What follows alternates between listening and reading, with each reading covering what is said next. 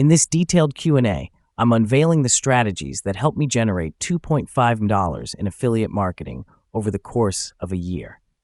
The first step I took was identifying a profitable niche with high demand and substantial affiliate commissions. I looked for products that convert well, have high demand, and offer competitive commissions. I utilized both organic and paid traffic strategies, including SEO, Facebook ads, and Google ads.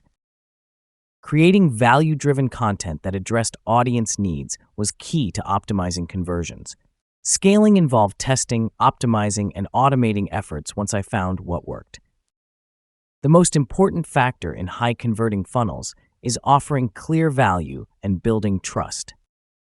Email marketing nurtured leads and maximized affiliate sales through targeted content. Managing multiple traffic sources was a challenge, but continuous improvement helped me stand out. It took around 4 to 6 months to see significant results, driven by testing and tweaking strategies. Build a strong foundation in a niche you're passionate about and be consistent in your efforts. Affiliate marketing allowed me to generate $2.5 million in just 1 year, but it didn't come overnight.